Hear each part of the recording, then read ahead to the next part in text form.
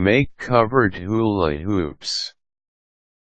Hula hoops are great fun for everyone and also promote good health. Even if you are stationary, it still promotes movement, and making it on your own allows you to customize it as you please. Here is how to make covered hula hoops. Plan your project. Before you begin, make sure you take the time out to plan out your project. Take the time out to think about your design, the materials you want to use and the like. This allows you to be more organized and efficient.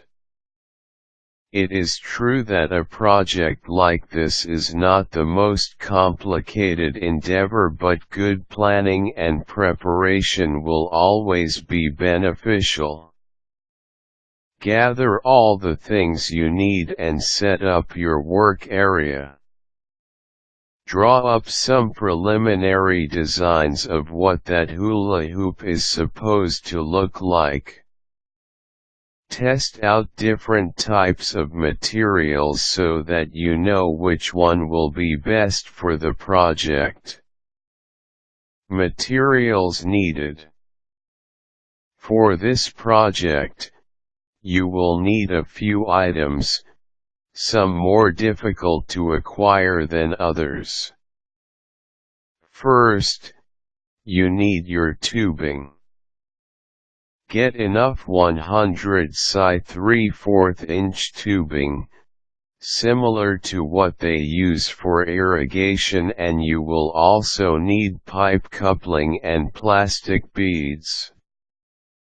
Next, you also want some electrical tape, or small duct tape, a cutter, or gardener's shears, and some pipe insulation foam.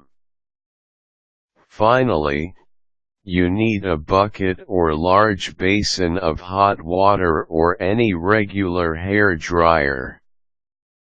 The basic framework. You want to cut your tubing to the right measurements. Bend it around your waist, making it look like a hula hoop. You do not want it to be too narrow that you cannot spin it around you, but on the other hand, if it is too big, it will be harder to control.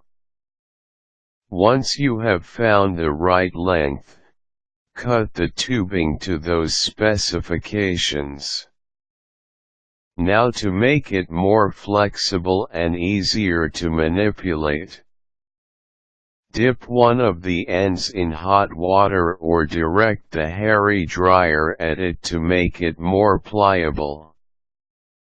This end then goes into the pipe coupling. Heat the other end and insert the plastic beads. Once it is ready, insert it in the other end of the pipe coupling. Wrap electrical tape around the coupling to secure the two ends. Covering your hula hoop. Cover your tubing with the foam insulation. Try to use as thin a foam as possible. Make sure you go the entire length of the tubing.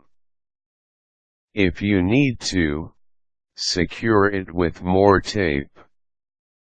You can use colored tape and leave it like that, or use other materials to decorate your hula hoop like paints, stickers, and the like. Remember to do this as neatly as possible, or else your hula hoop will not perform the way you want it to.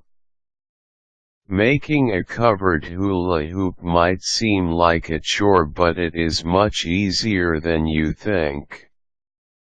You can make them as thick and insulated as you want, as well as design them in any way you want, so it should be a breeze for you to produce the best possible hula hoop.